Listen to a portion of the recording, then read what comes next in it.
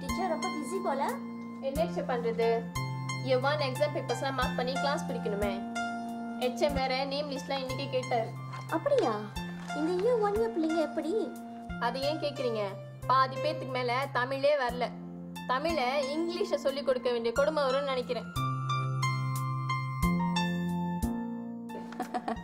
அதான் ஏன் இப்படி சாட்டிச்சே? உன் கிளாஸ் ரூம்ல புதுசா ஒரு பொண்ணு வந்திருக்காம, பிரைவேட் ஸ்கூல்ல படிச்ச பொண்ணா? ஆமா, பேரு கூட கமாலினி. ஆனா அந்த பொண்ணை பார்த்தா ரொம்ப கஷ்டமா இருக்கு தெரியுமா?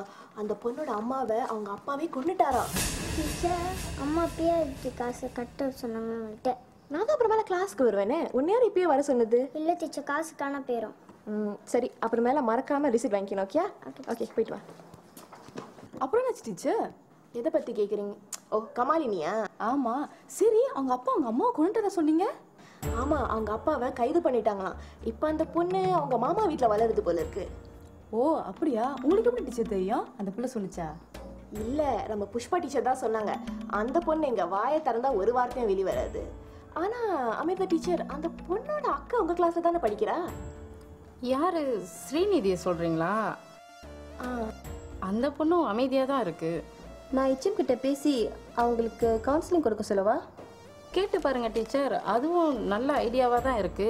சின்ன பொண்ணுங்க பாவம், யாரோ செஞ்ச தப்புக்கு இவங்க எதிர்காலம் ஏன் கெட்டு போகணும்? ஆமா, எங்க உங்க ஃபேவரட் ஸ்டூடெண்ட் விக்னேஷ்? ஸ்கூல் பக்கமே ஆளை காணும். அதான் என்னன்னே தெரியல. புஷ்பா டீச்சர் கிட்ட தான் விசாரிக்கணும். உங்க வகுப்பு தானே, ஏதோ சொன்னாங்களா? இல்ல டீச்சர், எனக்கு எதுவும் தெரியாது. ரொம்ப சீக்கிரமே நல்லா படிக்க ஆரம்பிச்சுட்டான். இப்ப ஸ்கூலுக்கு வரலையா? அவனுக்கு ஸ்பான்சர்ஷிப் கூட ஏற்பாடு பண்ணி கொடுத்தோமே. காசெல்லாம் வாங்கி கொடுத்தாச்சு, ஆனா பையனை தான் ஸ்கூல் பக்கமே ஆளை காணும். அந்த பையனோட அம்மாக்கு தானே ஐசி கூட இல்லாம பேங்க் அக்கவுண்ட் புக் எடுத்து கொடுத்தோம். ஆமாங்க டீச்சர், உதவி செஞ்சதுக்கு தான் ரொம்ப மரியாதையா பேசினாங்க. ஐசியை வச்சு நான் என்ன செய்யறதுன்னு. இந்த மாதிரி ஆளுங்களை பார்த்தாலே எனக்கு எரிச்சலா வருது. என்ன பண்றது? சில பேர் விளம்பரத்துக்காக இவங்களுக்கு உதவி செய்யறது, அதுவே அவங்கள சோம்பேறித்தனமா ஆக்கிடுது. எங்கடா எப்படியாவது தொலைஞ்சு போகட்டும் நினைச்சா பிள்ளைங்களை பார்த்தா தான் ரொம்ப பரிதாபமா இருக்கு. பெத்தவங்க பாவம் பிள்ளைங்களுக்கு, பிள்ளைங்க புண்ணியம் பெத்தவங்களுக்குங்கிற மாதிரி இல்ல இருக்கு.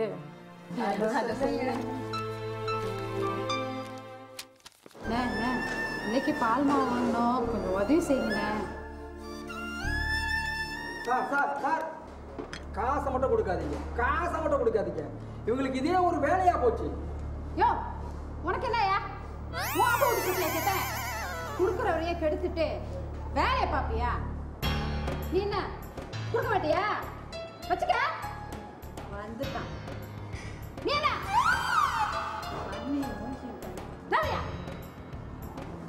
வேலை முடிஞ்சுக்கிட்டு தானே வருவ?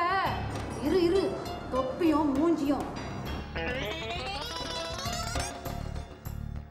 தேவையா உனக்கு? பார்த்தியா கடையில் எவ்வளோ பேர் சாப்பிட்டுட்டு சும்மா இல்லை, எடுத்த உடனே நீட்டுறேன். இந்த பிள்ளை நல்லா கேடுச்சுல. நான் என்னென்ன செய்யறது?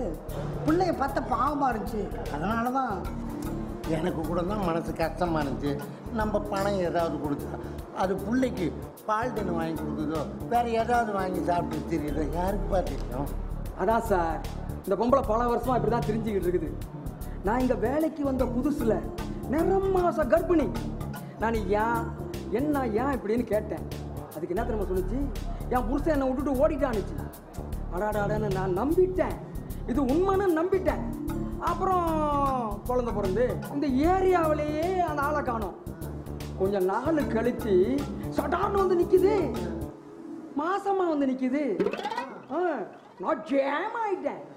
நான் கிட்ட போய் இங்கே வாமா, நீ தானே சொன்னேன் புருஷன் உன்னை விட்டுட்டு ஓடிட்டான்னு, இது எப்படி மறுபடியும் நீ மாசமானன்னு கேட்டேன். புருஷன் விட்டுட்டு ஓடிட்டான் தான் சொன்னேன், ஆனால் திருப்பி வரமாட்டான்னு சொன்னா. இப்போ நீ ஏன் அதை பற்றி ரொம்ப அழட்டிக்கிற? உன் வேலையை பார்த்துக்கிட்டு போயான்ருச்சு. என்னையா எவ்வளோ வந்து மாசமாக ஆக்கிட்டு போயிடுறான், அதுக்கு நாம படி அளக்கணுமா? என்னது நம்பல?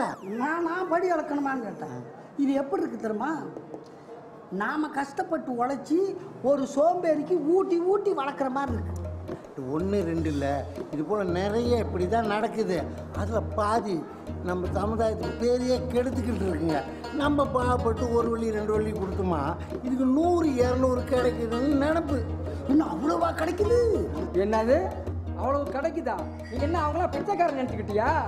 பணக்காரியா பணக்காரி? ஆனா சும்மா சொல்லக்கூடாது. ஆளு நல்லா இருக்கு. இல்ல ஆளு நல்லா இருக்கு, உழைச்சு சம்பாதிக்கலாம்னு சொல்ல வந்தேன். நானே பார்த்தேன். சரிங்க சார், தண்ணி சாப்பிடுங்க. நீங்க தண்ணி சாப்பிடுங்க. சாப்பிட எதுவும் ஒண்ணுங்களா உங்களுக்கு? பாருங்க, இந்த மாதிரி ஆளெல்லாம் கடக்குள்ள விடாது. பிச்சை கேட்கற மாதிரியா வருது, நம்மளே அடிக்கிற மாதிரி வருது. எங்க சார் சொன்னா கேக்குறாங்க? ஏதோ போட்டோம்.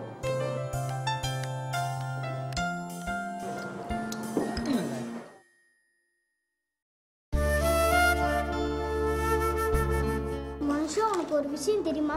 கமாலினியோட அப்பா கொலை செஞ்சுட்டாராம். அதனால அவரை போலீஸ் பிடிச்சிட்டு போயிடுச்சான். அப்படியா? யாரை கொலை பண்ணாரு?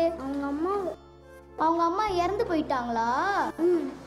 உனக்கு எப்படி இந்த விஷயம் தெரியும்? டீச்சர் ரொம்ப பேருனால அவங்க பேசிட்டு இருந்தாங்க. அதான் அழுதா? நீ போய் அதுகிட்ட பேசு.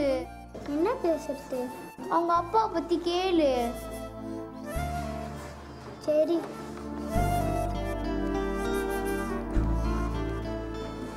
கமாலினி, உங்க அப்பா உங்க அம்மாவை கொன்னுட்டாரா?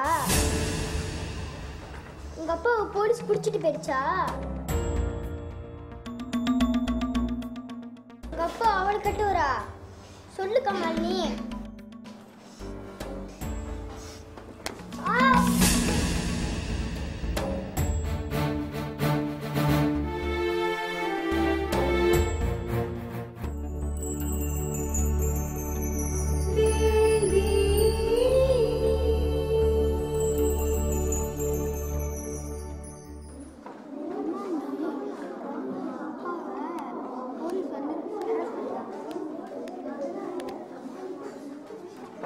அனைவரும் எழுந்து நில்லுங்க. வணக்கம் ஆசிரியை. வணக்கம் ஆசிரியை. சரி, அனைவரும் அமருங்க. நன்றி ஆசிரியை. நித்யா, ஏன் அழுவுற? நித்யா. டீச்சர், கமாலினி நித்யாவை கீழே தள்ளி விட்டுட்டாங்க. கமாலினி, இங்க வா.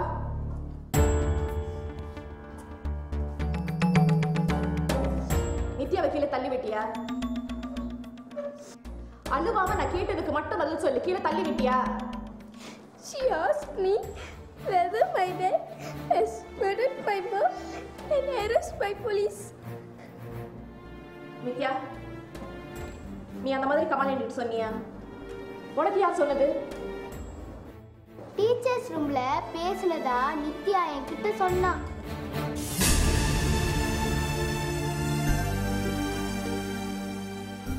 மாணவர்களே, நான் சொல்றத எல்லாரும் நல்லா கேட்டுக்கங்க. இனிமே யாரும் கமாலினி கிட்ட இந்த மாதிரி பேசவோ கேட்கவோ கூடாது. இதுல எதுவுமே உண்மை இல்லை. புரியுதா? நித்யா, நீ வெளியே போ. கமாலினி, இனிமேல் யாராவது உன்கிட்ட இந்த மாதிரி சொன்னாங்கன்னா நீ என்கிட்ட உடனடியா வந்து சொல்லணும். புரியுதா? ஆனா அதுக்கு அடிக்கிறது ரொம்ப தப்பு. நீயே வெளியே போய் நில்லு. சரி மாணவர்களே, நீங்களும் உங்க புக்கை வெளியே எடுங்க.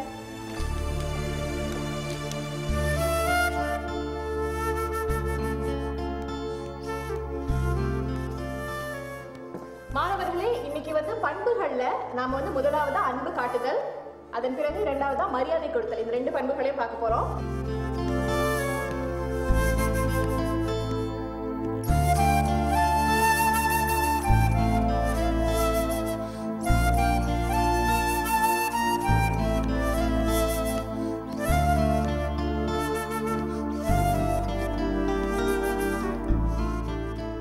யார் ரெண்டு பேரும் வெளியே நிக்கிறீங்கம்மா?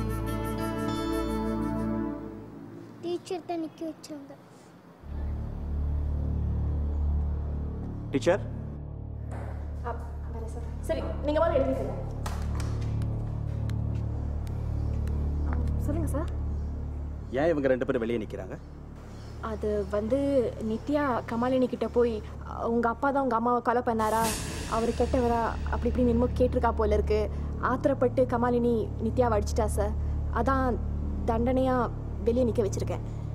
டீச்சர், கமாலினி மாமா என்கிட்டயும் புஷ்பா டீச்சர் கிட்ட மட்டும் தான் இதை சொன்னாங்க. நித்யாவுக்கு எப்படி தெரிஞ்சது? அது வந்து சார் நேற்று டீச்சர்ஸ் ரூமில் ஆசிரியர்கள்லாம் இதை பற்றி பேசிகிட்டு இருந்தோம். நித்யா வெளியிலேருந்து அதை பற்றி கேட்டுட்டா போல இருக்கு சார். அதான். அப்படிங்களா? சரி, மாணவர்கள் தப்பு பண்ணாங்கன்னு வகுப்பு ஆசிரியர் நீங்க அவங்கள வெளியே நிக்க வச்சு, ஆசிரியர்கள் நீங்க பண்ண தப்புக்கு தலைமை ஆசிரியர் நான் என்ன தண்டனை கொடுக்கறது? இடம் பொருள் தெரியாம பேசினா இப்படிதான் ஆகும்னு உங்களுக்கு தெரியும் தானே? ஆசிரியர் பதவியில இருந்து இப்படி பொறுப்பு இல்லாம நடந்துக்கலாமா? டீச்சர், நன்னெறி கல்வி சொல்லிக் கொடுக்கிற உங்களுக்கே நன்னெறி பண்புகள் இல்லைன்னா எப்படி டீச்சர்? மன்னிச்சிருங்க சார், இனிமே இந்த மாதிரி நடக்காம பாத்துக்கிறேன். நான் மன்னிச்சிடலாம், ஏன்னா இதனால பாதிக்கப்பட போறது நீங்களும் இல்லை நானும் இல்லை. கமலினியை கொஞ்சம் நினைச்சு பாருங்க. தாய் இல்லாத குறை தெரியாம வளரணும்னு சொல்லி அவங்க மாமா இவளை நம்ம பள்ளிக்கூடத்துல சேர்த்திருக்காரு. தண்டனை கொடுக்கறதுல மட்டும் யாரையும் திருத்திட முடியாது டீச்சர், புரியுதுங்களா? இனிமேலாவது கொஞ்சம் ஒழுங்கா நடந்து கூட்டி.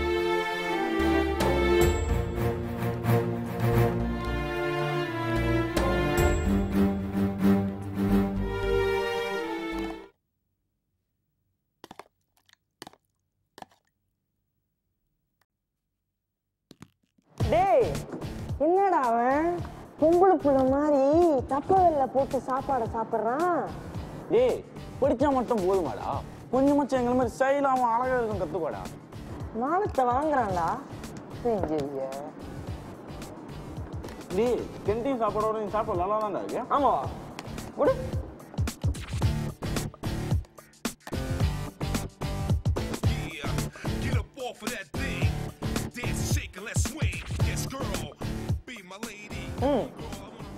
சாப்பாடு நல்லா தான் இருக்கு.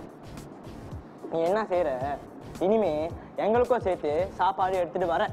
ஏன்னா நாங்களாம் கொஞ்சம் ஸ்டைலான பசங்க, ஓகே? ஆனா இந்த மாதிரி தப்பு வரலாம் எடுத்துட்டு வராத. பிரஸ்டீஜ் குறைஞ்சிரும். அழகா பாலிஸ்டிரீன் பாக்ஸ்ல எடுத்துட்டு வா. அப்பதான் கடையிலேருந்து வாங்கின மாதிரி கொஞ்சம் கௌரவமா இருக்கும், ஓகேவா? டேய், என்ன சொன்னாலும் கேட்குற பத்தியா? நீ ரொம்ப நல்லவன்டா. சரி, 2 கோப்பி ஐஸ் வாங்கிட்டா. கோப்பி ஐஸா? என்கிட்ட காசு பார்த்தால. டேய், இப்போதான்டா உன்னை பத்தி பெருமையா பேசினேன், அதுக்கு காசு இல்லைன்ட்ட. என்னமோ உங்க அப்பா பெரிய பைலட்டு, உங்க அம்மா பெரிய பிகேன்னு சொன்னேன். இப்போ ஒரு கோப்பி ஐஸ் வாங்குறதுக்கே காசு இல்லைன்ற? என் அப்பா அம்மா ரொம்ப ஸ்ட்ரிக்ட். ரொம்ப காசு கொடுத்தா கெட்டு போயிடும்னு கொடுக்க மாட்டாங்க.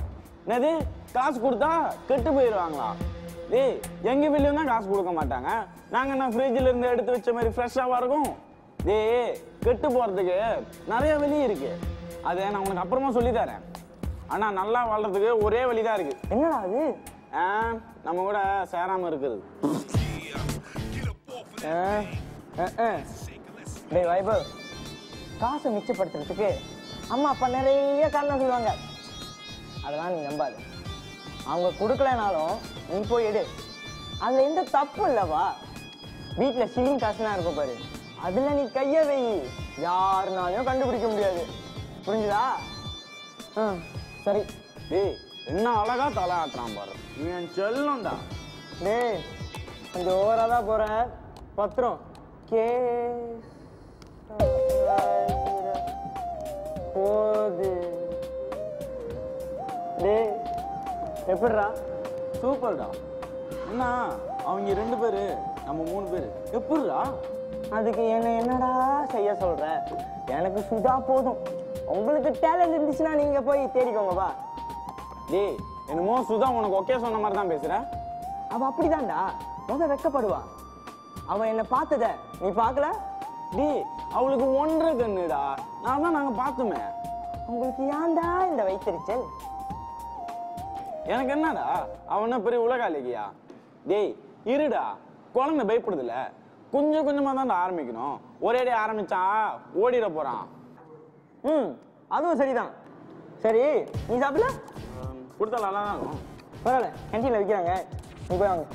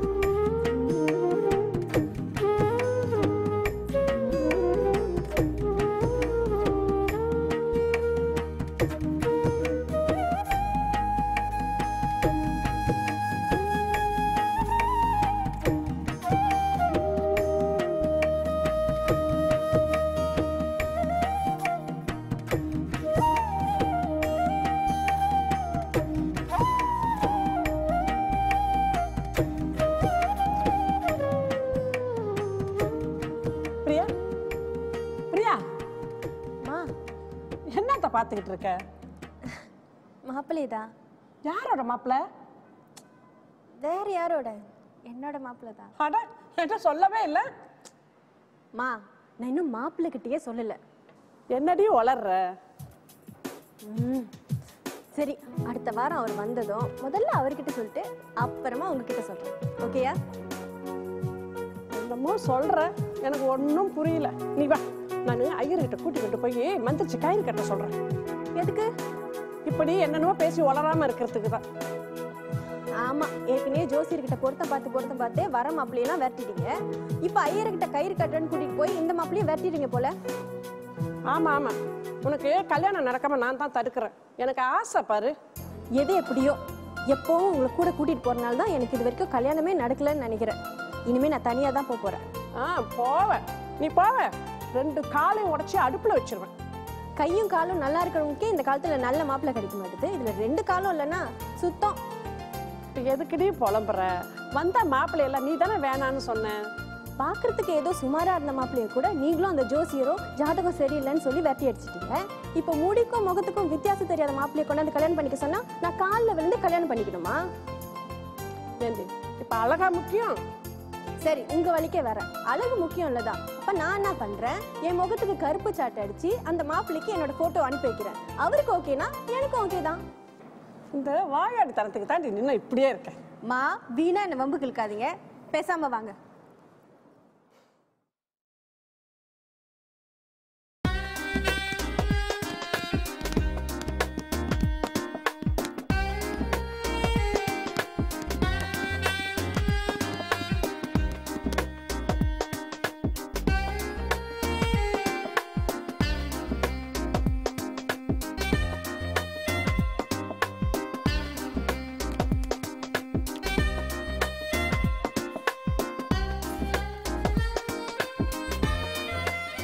வணக்கம் சார்.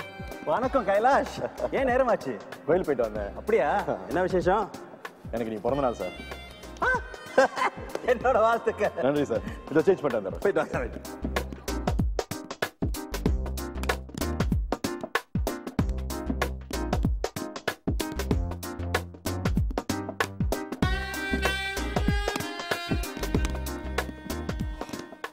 ஓகே சார், நான் ரெடி. ரெடியா?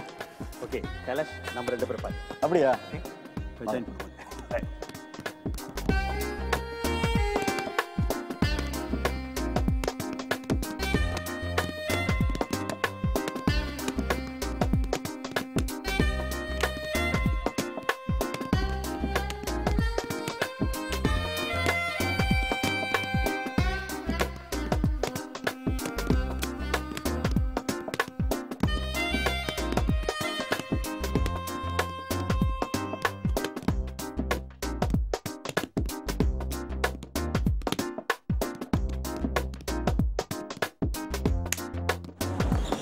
நல்லா விளாடுறீங்களே.